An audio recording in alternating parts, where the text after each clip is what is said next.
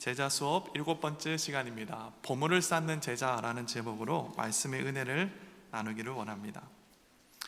예수님은요, 계속 제자들에게 굉장히 중요한 말씀들로서 가르치고 있습니다.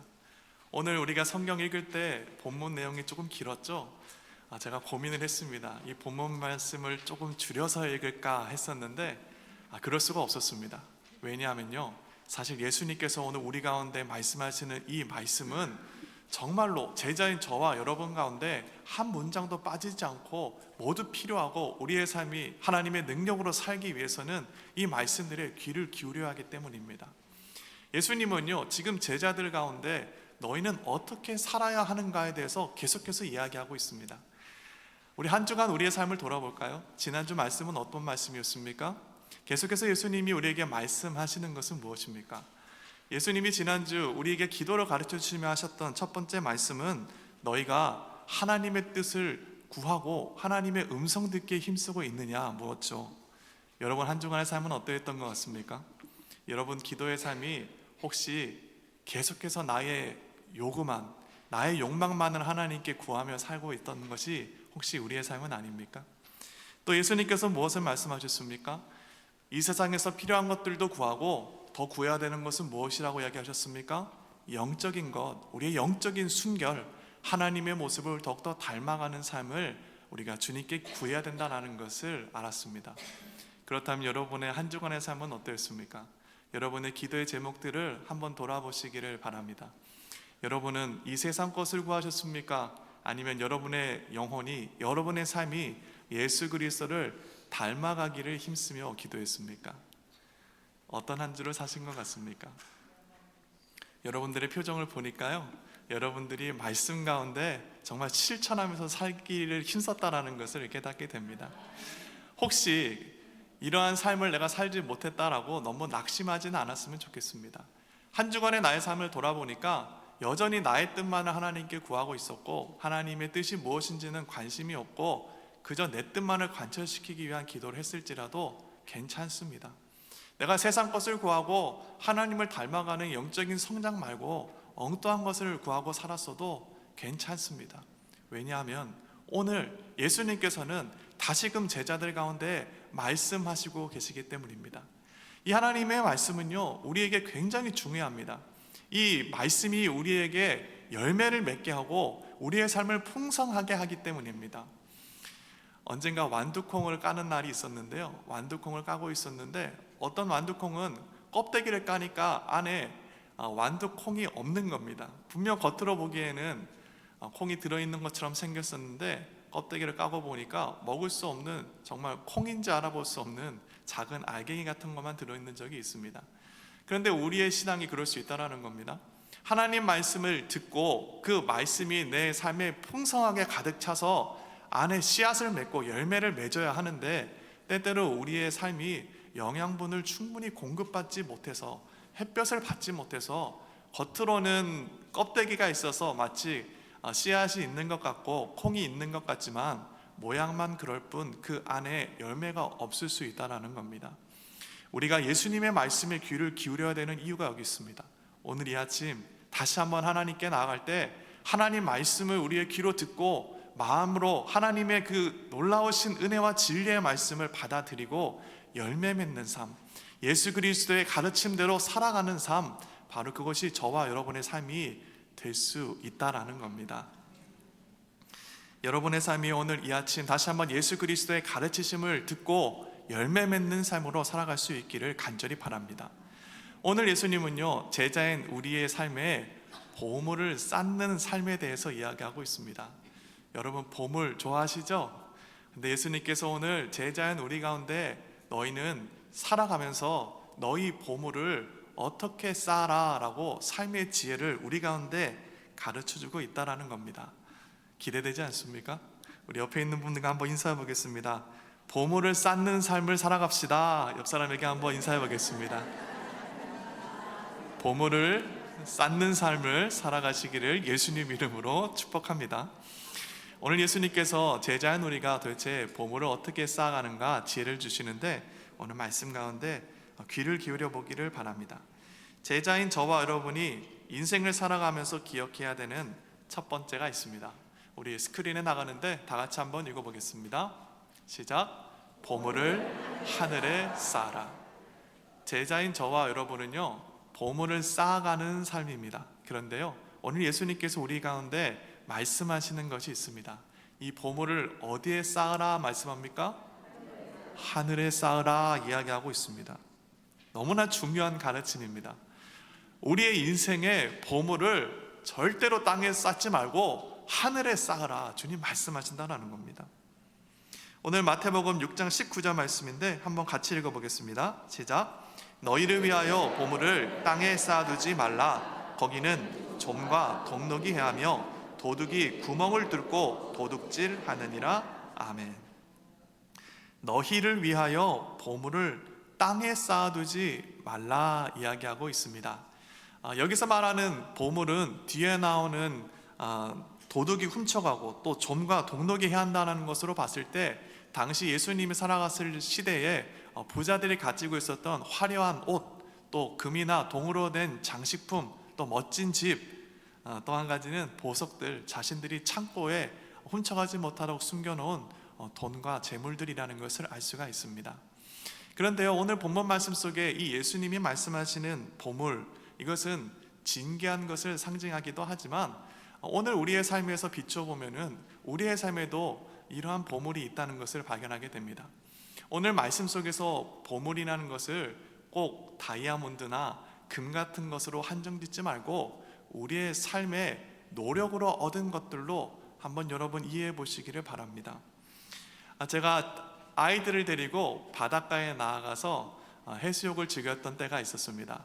1시간, 2시간 아이들과 놀고 있는데요, 놀면서 심심하니까 제가 모래성을 쌓았었습니다.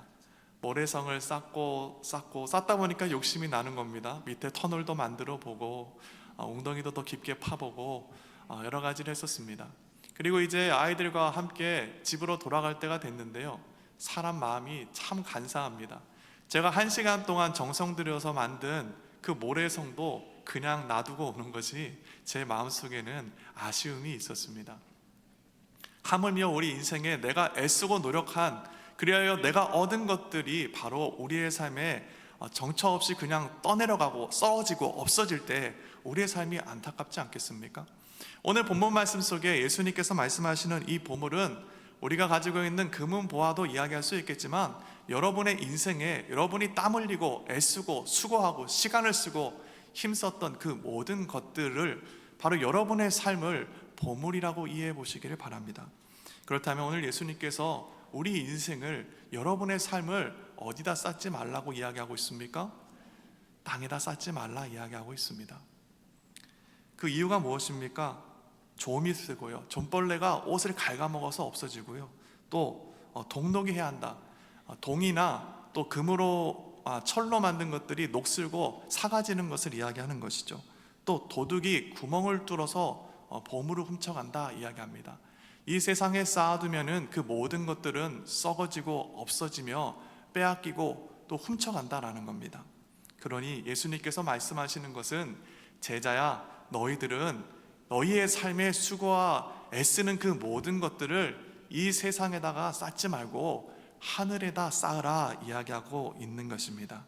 마태복음 6장 20절 말씀인데요, 한번 같이 읽어보겠습니다. 시작. 오직 너희를 위하여 보물을 하늘에 쌓아두라. 거기는 좀이나 동록이 하지 못하며 도둑이 구멍을 뚫지도 못하고 도둑질도 못하느니라. 아멘. 보물을 어디에 쌓으라? 하늘에 쌓으라 이야기하고 있습니다. 근데 여기서 우리가 놓치지 말아야 하는 것은요, 하나님께서 우리 가운데 너희는 애쓰고 수고하는 너희 인생의 모든 그 보물들을 하늘에 쌓으라고 하시는데, 그것이 누구를 위한 것이라고 이야기하고 있습니까? 오직 너희를 위하여 보물을 하늘에 쌓으라 이야기하고 있다라는 겁니다. 우리는요, 때때로는 이러한 예수님의 가르침 가운데 오해할 때가 있습니다. 예수님께서 내가 애쓰고 수고하는 것, 또 내 삶에 가치 있고 보물로 여기는 것들을 싫어하시는 것 아닌가라는 생각을 할 때가 있습니다. 그런데 그렇지 않습니다. 예수님이 오늘 제자들 가운데 가르치시는 그 본질적인 중요한 의미는 그러한 것을 너희가 가지지 말라가 아닙니다. 그것을 어디에 쌓으라는 겁니까? 하늘에다가 쌓으라는 것입니다. 누구를 위하여? 오직 너희를 위하여 너희의 삶의 그 모든 아름다운 보물들을, 너희의 인생의 그 결과물들을 하늘에 쌓으라 이야기하고 있다라는 것입니다. 거기는 어떻습니까? 전벌레도 없고요, 동록이 있어서 해하지도 않습니다. 삭지도 않습니다. 또 도둑이 구멍을 뚫어서 도둑질하지도 못한다 말씀합니다. 하늘에 쌓는 우리의 인생에 땀 흘린 수고와 결실들은 이 세상에서 쌓은 것과는 많은 차이가 있다는 것을 발견하게 되죠. 썩지도 않고 빼앗기지도 않고 영원하게 우리의 것이 되게 하나님께서 우리에게 너희 인생에 수고하고 땀 흘린 그 모든 보물을 하늘에 쌓아라 이야기하고 있다는 겁니다. 이 말씀은 무엇입니까? 제자인 저와 여러분이 이 세상에서 살아갈 때에 하나님 뜻을 구하고 주님 말씀대로 살게 애쓰는 삶을 살아가라는 것입니다. 주님 앞에서 주님만을 바라보고 살아가는 삶, 하나님께 내 삶을 온전히 드리는 삶, 그것이 바로 제자인 저와 여러분의 삶이 되어야 한다라는 것입니다. 계속해서 예수님께서 산상수훈 가운데 말씀하셨던 것이 무엇입니까? 은밀한 가운데 보시는 너희 아버지께서 갚으시리라 말씀하지 않았습니까? 우리의 인생이 이 세상에 보물을 쌓는 삶이 아니요, 누구 앞에 보물을 쌓는 삶이다? 하나님 앞에 우리의 인생의 보물을 쌓아가는 삶이다 라고 주님 말씀하고 있습니다. 이것을 우리의 삶에 어떻게 적용할까 제가 한번 생각해 봤는데요, 여러분 삶에 적용하는 것이 크게 어렵지가 않습니다. 여러분이 이 세상에서 살면서 결정하는 그 모든 결정들 가운데 하나님 앞에 내가 정말 하나님 그 보물 창고 안에 나의 인생의 그 모든 결정을 쌓고 있는지를 한번 생각해 보십시오. 예를 들면 여러분의 직장을 선택할 때도, 또 여러분의 사업에 어떠한 일을 결정할 때도 내가 결정하는 이 일이 정말 하나님 나라 창고에 쌓는 일인가 한번 헤아려 보시길 바랍니다. 여러분이 물건을 살 때도 마찬가지입니다. 여러분이 물건을 살 때도 한번 여러분 스스로 물어보십시오. 내가 이 물건을 쌓는 것이, 사는 것이 과연 하나님 나라 창고에 들어갈 일인가, 그렇지 않은 일인가? 여러분 쇼핑을 할 때도 한번 여러분이 쓰는 그 돈 가운데 여러분의 삶에 어떠한 돈을 쓰고 있는지를 한번 헤아려 보시기를 바랍니다. 하나님은요, 오늘 우리에게 말씀하시는 것이 있습니다. 그것은 너희가 살아갈 때 그 모든 보물을 하나님 창고에 하늘에 쌓으라 이야기하고 있습니다. 그리고 마태복음 6장 21절 말씀이죠. 우리 한번 같이 읽어보겠습니다. 시작. 내 보물이 있는 그곳에는 내 마음도 있느니라. 내 보물이 있는 그곳에 무엇이 있다? 마음이 있다 이야기합니다. 여기서 말하는 마음은 우리의 영혼, 우리의 삶이라고 할 수 있겠죠. 중요한 것이 있습니다. 우리의 인생의 보물을 하늘에 쌓으면 우리 마음이 어디 있다? 하늘에 있게 된다라는 겁니다. 만약 우리의 보물을 이 땅에 쌓으면 우리의 마음은 어디 있겠습니까? 이 땅에 있겠죠. 만약에 두 사람이 있는데 첫 번째 사람은 자신의 인생의 모든 수고하고 땀 흘린 것들을 이 땅에 쌓아두고 살았다라고 한번 상상해 보십시오. 만약 그 사람이 이 세상을 떠날 때, 하나님께 나아갈 때 그가 남겨놓은 자신의 재산과 이 땅에 쌓아놓은 것들로 인하여 그가 슬피 울지 않겠습니까? 그러나 만약 평생을 살면서 자신이 수고하고 애쓴 그 모든 것을 하나님 앞에 하늘의 창고에 쌓아두고 살아가는 인생이 있었다면 그가 하나님 곁에 나아갈 때 슬퍼하고 애통하겠습니까? 아니요, 오히려 그는 기뻐할 것입니다. 물론 사랑하는 사람과 떠나는 것은 그에게 슬픔이겠지만 그에게는 설렘이 있을 것입니다. 왜 그렇습니까? 그는요, 평생에 이 세상에다가 자신의 보물을 쌓는 삶이 아니요, 하나님 앞에 하나님의 하늘 창고에 자신의 삶의 보물을 쌓는 삶을 살았기 때문입니다. 이 인생은요, 완전히 다른 삶입니다. 한 인생은 이 땅에다가 자신의 재물을 쌓고 살아서 결국 썩어지고 없어질 것 가운데 자신의 마음과 자신의 영혼이 있는 곳으로 살아가는 것이고, 또 한 사람은 영원한 하늘 창고에 썩지도 빼앗기지도 않은 하나님의 상급 가운데 자신의 인생의 소망을 두고 하나님께 나아가는 삶, 완전히 다른 삶이라는 겁니다. 바라기로는 저와 여러분의 삶이 인생을 살아가면서 우리의 삶의 그 모든 보물을 하늘에다가 쌓아 올리는 저와 여러분의 삶이 될 수 있기를 예수님 이름으로 축복합니다. 사도 바울은 다음과 같이 이야기합니다. 디모데후서 4장 7절 말씀인데 한번 같이 읽어보겠습니다. 시작. 나는 선한 싸움을 싸우고 나의 달려갈 길을 마치고 믿음을 지켰으니 8절도 같이 읽어보겠습니다. 이제후로는 나를 위하여 의의 면류관이 예비되었으므로 주 곧 의로우신 재판장이 그날에 내게 주실 것이며 내게만 아니라 주의 나타나심을 사모하는 모든 자에게도 니라. 아멘. 이 디모데후서는요, 이제 바울이 자신의 말년에 쓴 글이라고 할 수 있겠습니다. 근데 그가 무엇을 이야기합니까? 자신의 말년에 이제 내가 하나님께 나아갈 때가 되었다, 나의 달려갈 길을 다 건너갔다 이야기합니다. 그리고 무엇을 이야기합니까? 이제 후로는 나를 위하여 의의 면류관이 예비되었다 이야기하고 있죠. 사도 바울은요, 평생에 자신이 애쓰고 수고한 그 모든 재물을 이 땅에 쌓은 사람이 아닙니다. 그는 어디다에 자신의 삶의 그 모든 노력과 보물을 쌓았습니까? 하늘에다가 쌓았죠. 그렇게 그가 이야기하고 있는 것입니다. 면류관이 예비되었으므로 주 곧 의로우신 재판장이 그날에 내게 주실 것이다 말씀하고 있는 것입니다. 주 곧 의로우신 재판장, 은밀한 가운데 우리의 삶을 보시고 반드시 갚으시는 주님께서 바로 이 바울의 삶을 지켜보고 계셨고, 그가 자신의 삶의 그 모든 보물을 하늘에 쌓음으로 그 보물을 그에게 줄 것을 말씀하고 있는 것입니다. 그리고 놀라운 것이 있죠. 그것이 내게만 아니라 누구에게도다?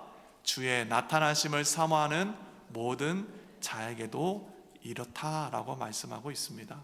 우리가 살아가면서 우리의 보물을 이 땅에 쌓는 삶이 아니고 하늘에 쌓는 삶, 하늘에다가 우리의 삶의 모든 것을 소망을 두고 살아가는 삶, 이러한 삶에 바울과 같은 복을 누리게 된다라는 겁니다. 빼앗기지도 않고 썩지도 않는 이 하나님이 우리 가운데 약속하신 보물을 받아 누리는 저와 여러분이 되기를 간절히 바랍니다. 두 번째, 오늘 본문 말씀을 통해서 우리가 깨닫게 되는 지혜가 있습니다. 우리 스크린에 나가는데 다 같이 한번 읽어보겠습니다. 시작. 하나님 나라의 의를 구하라.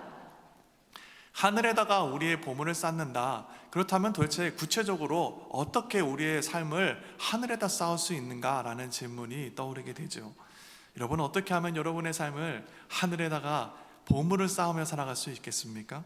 거기에 대해서 오늘 예수님께서는요, 구체적으로 말씀하십니다. 그것은 너희는 먼저 그의 나라와 그의 의를 구하라 이야기하고 있습니다. 마태복음 6장 33절이죠. 한번 같이 읽어보겠습니다. 시작. 그런즉 너희는 먼저 그의 나라와 그의 의를 구하라. 그리하면 이 모든 것을 너희에게 더하시리라. 너희는 먼저 무엇을 구하라? 그의 나라와 그의 의를 구하라 이야기하고 있습니다. 그렇다면 하나님의 나라와 그의 의를 구한다는 것은 구체적으로 무엇을 이야기하시는가? 먼저 우리가 기억해야 되는 것은요, 하나님의 나라와 의를 구한다라는 것은 하나님을 바라보며 주님만을 섬기는 삶을 살아간다는 것을 뜻합니다. 첫 번째 마태복음 6장 22절 말씀인데요, 한번 같이 읽어보겠습니다. 시작. 눈은 몸의 등불이니 그러므로 내 눈이 성하면 온몸이 밝을 것이요. 우리의 눈이 몸에 무엇이다 이야기합니까? 등불이다 이야기하고 있습니다. 이것을 이렇게 한번 상상해 봤으면 좋겠습니다. 어떤 종이 박스가 있는데요, 그 종이 박스 안에 여러분이 들어가 있다고 한번 상상해 보십시오. 어떻겠습니까? 깜깜하겠죠. 그런데 그 종이 박스 위에 구멍을 뚫었다라고 한번 생각해 보십시오. 그러면은 이제 빛이 들어오지 않겠습니까? 근데 오늘 예수님께서 우리의 삶을 마치 이와 같이 비유하고 있다라는 겁니다. 눈은 몸에 무엇이다? 등불이다 이야기하고 있습니다. 그러므로 내 눈이 성하면 온몸이 밝을 것이다 이야기하고 있죠. 여기서 눈이 성하면이라고 이야기하고 있는데, 이것을 원문으로 살펴보니까 하플루스라는 단어를 쓰고 있습니다. 눈이 성하다, 이것은요, 갈라지지 않고 순수하고 나뉘지 않은 상태를 이야기한다는 것을 알 수가 있습니다. 눈이 성한다라는 것은요, 다시 말해서 우리의 영혼이 우리 몸 안에 있는 영혼이 하나님을 향하여 나뉘지 않는 시선으로 주님을 바라보는 인생이 되어야 함을 뜻하고 있는 것입니다. 내 영혼에 하나님을 바라보는 창이 바로 오늘 예수님께서 말씀하시는 몸의 눈이라는 것으로 상징되고 있습니다. 우리 인생이 하나님을 온전히 바라볼 때 세상 가운데 우리의 시선이 가 있지 않고 주님만을 바라보게 될 때 우리의 온몸이 밝을 것을 이야기하고 있습니다.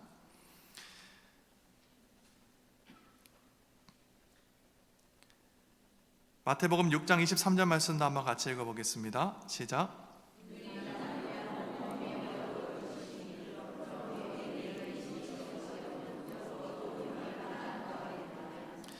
눈이 나쁘면 온몸이 어두울 것이다 이야기합니다. 눈이 나쁘면 만약에 그 눈이 흐려지고 막히게 되면 더 이상 그 안에 빛이 들어오지 못하죠.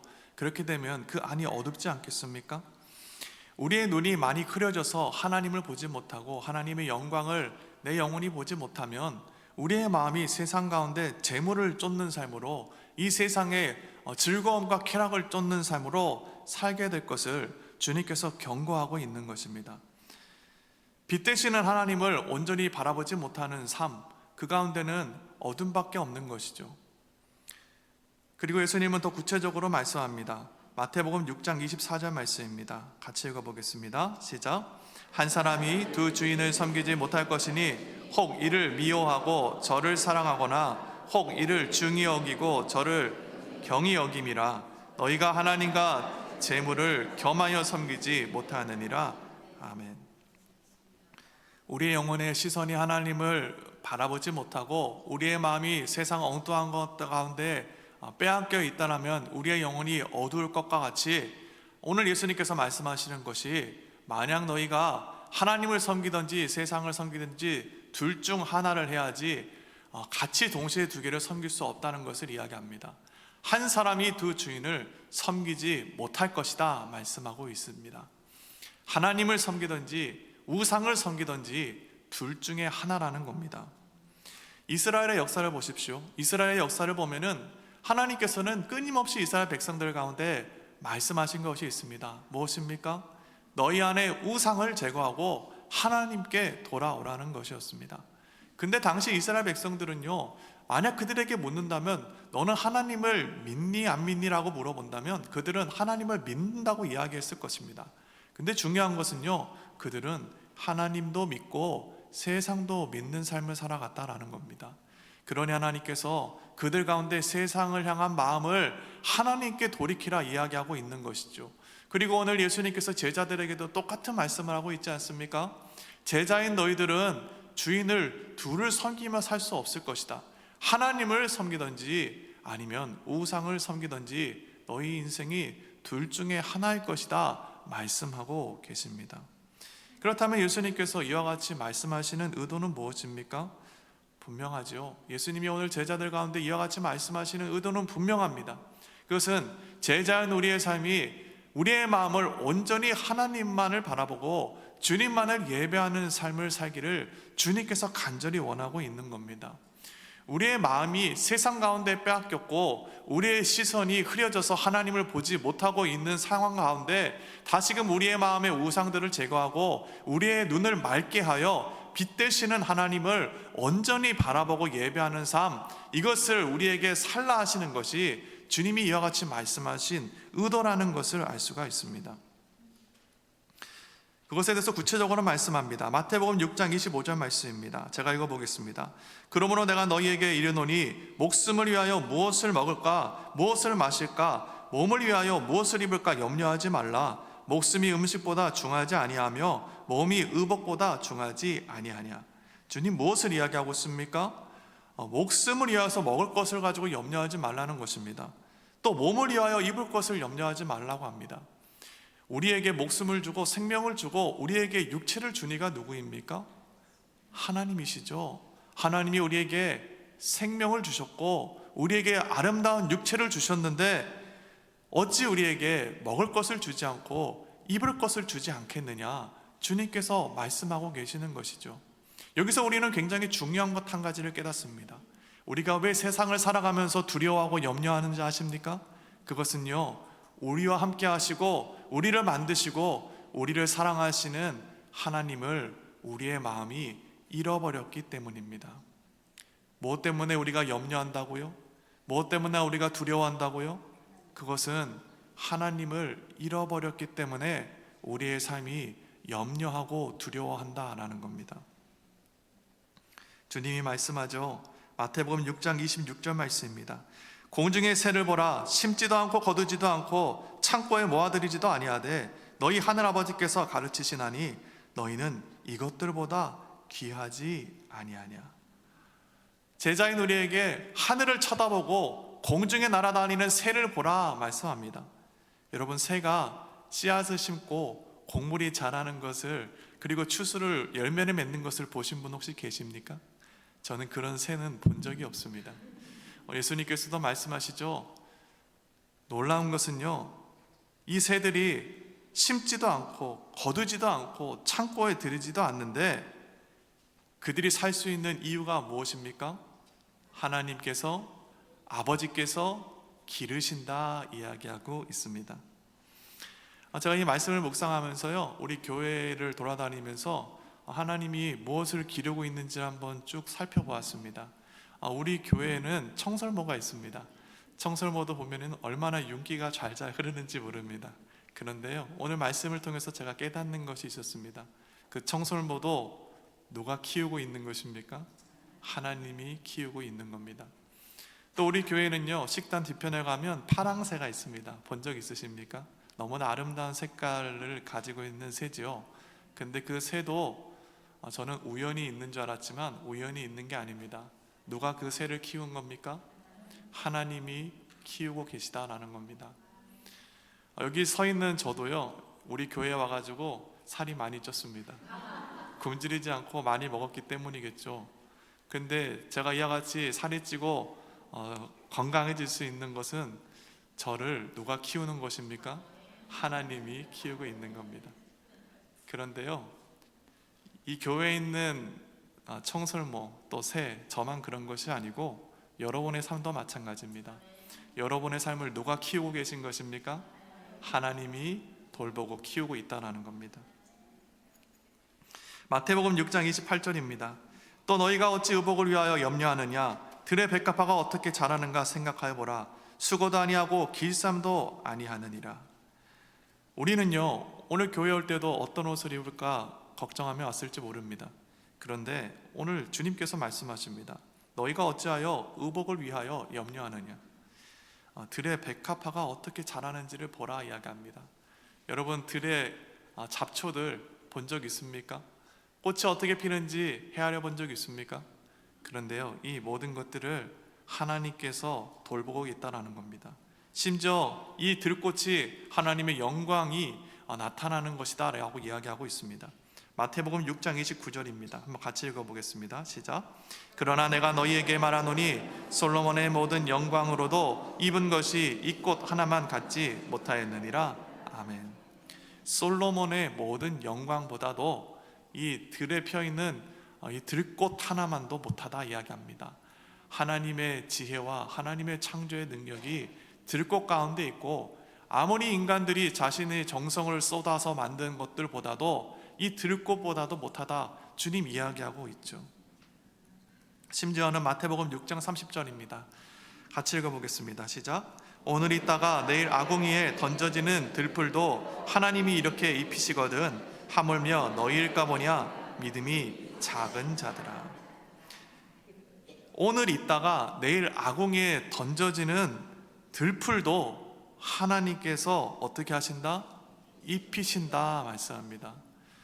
저는요, 아궁이에다가 들풀을 넣어본 경험이 없어서 사실 이 말씀이 잘 와닿지는 않았었습니다.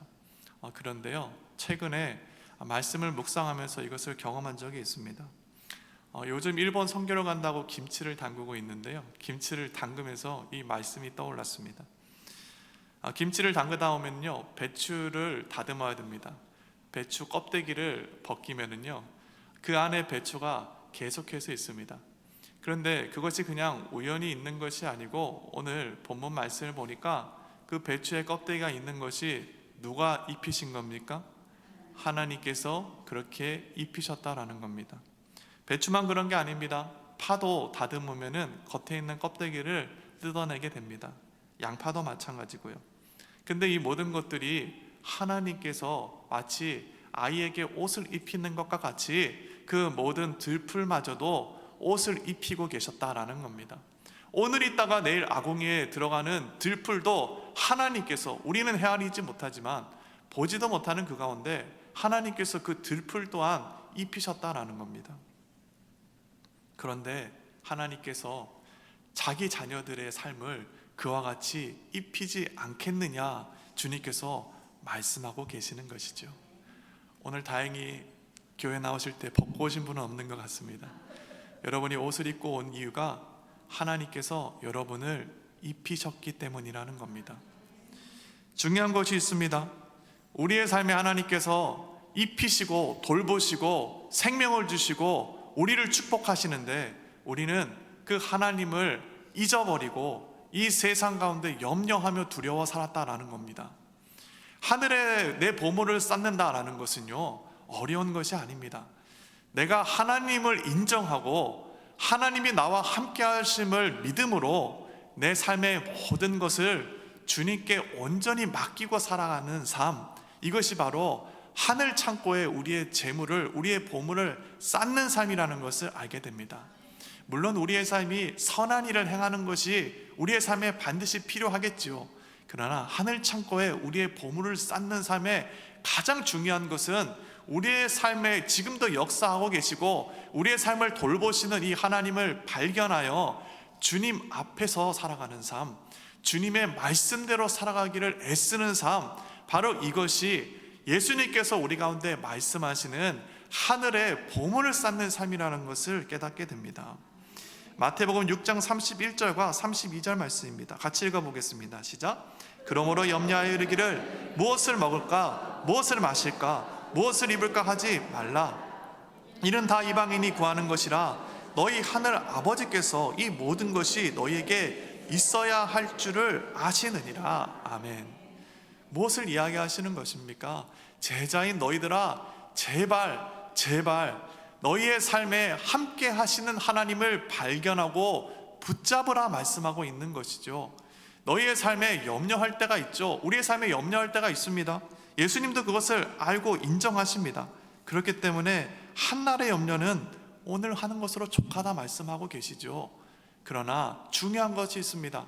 제자인 저와 여러분의 삶이 하나님 앞에 살아가는 삶을 살아야 한다는 겁니다. 우리의 삶을 지키고 계시고 돌보시며 먹이시며 입히시는 이 하나님을 잊지 말고 주님 앞에 하나님 말씀대로 우리의 삶을 살아가는 삶이 바로 하늘에다 우리의 재물을, 우리의 보물을 쌓는 삶이라는 것을 깨닫게 됩니다. 하나님 아버지라고 오늘 표현하고 있습니다. 하늘 아버지다라고 표현하고 있습니다. 이것은요, 예수님께서 의도적으로 아버지라는 표현을 우리 가운데 말씀하시는 것입니다. 하늘에 계신 하나님은 우리의 아버지 되신다. 우리를 사랑하시고 돌보는 분 된다는 겁니다. 여러분들도 자식이 있으시죠? 자식을 향하여 여러분 마음은 어떻습니까? 자식을 향한 마음, 그것이 바로 부모의 마음입니다. 그리고 그것이 곧 하나님의 우리를 향한 마음이라는 것을 알게 됩니다. 하나님의 사랑이 우리를 사랑하고 있고 우리를 돌보고 있고 우리를 지금도 먹이고 있다라는 겁니다. 하나님의 이 사랑이 가장 확실하게 드러난 것은 바로 자신의 독생자도 우리를 위해 내어주신 예수 그리스도죠. 예수 그리스도가 우리의 죄를 사하기 위하여 이 땅에 오셨고 그것으로 인하여 하나님의 우리를 향한 사랑이 확증되지 않았습니까? 오늘 예수님께서 우리 가운데 너희는 세상을 살면서 제발 염려하지 말고 두려워하지 말고 세상 가운데 마음을 빼앗기지 말고 누구를 보라 말씀하고 있습니까? 하나님을 보라 말씀하고 있습니다. 마치 자녀가 부모만을 바라보며 순종하는 것과 같이 신부가 신랑만을 뜨겁게 사랑하는 것과 같이 저와 여러분의 삶이 두려워하는 삶이 아니고 세상 일로 염려하는 삶이 아니고 우리를 지키시고 돌보시는 하나님의 사랑을 알아 주님을 바라보는 삶으로 하나님의 보물 창고에 우리의 삶을 온전히 쌓아가는 삶으로 살아가라 말씀하고 있다라는 것입니다. 바라기로는 저와 여러분의 삶이 다시 한번 우리와 함께 하시는 이 하나님을 발견하고 붙잡을 수 있기를 예수님 이름으로 축복합니다. 너희는 먼저 그의 나라와 의를 구하라 말씀합니다. 누구를 구하라는 겁니까?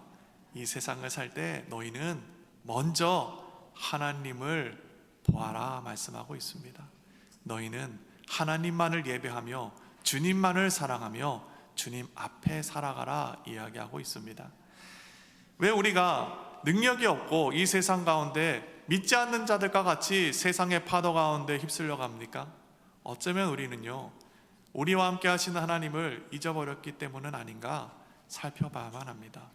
하나님은 우리의 삶에 지금도 함께하고 계시고 우리의 삶을 지금도 지키고 계시며 입히시고 먹이시는 분입니다. 그 하나님 말씀대로 주님 앞에 살아가게 힘쓰십시오. 세상 가운데 여러분의 마음을 빼앗기지 마시고 여러분의 눈을 오직 하나님께 온전히 고정하고 예배하여 빛 되시는 주님만을 바라보고 여러분 안에 하나님의 말씀으로 가득 채우는 삶 살아갈 수 있기를 바랍니다. 그럴 때 우리의 삶은요, 정말로 하나님이 주시는 그 영양분, 말씀의 은혜를 공급받아 우리 안에 가득 그 하나님의 진리의 말씀을 품고 열매를 맺으며 또한 하나님이 기뻐하시는 제자의 삶을 살게 되는 것입니다. 다시 한번 주님의 말씀대로 오직 하나님의 말씀에 순종하여 주님만을 예배하고 주님만을 가득 우리 안에 품어 하나님이 기뻐하시는 삶으로 살아가는 저와 여러분이 되기를 예수님 이름으로 축복합니다. 기도하시겠습니다.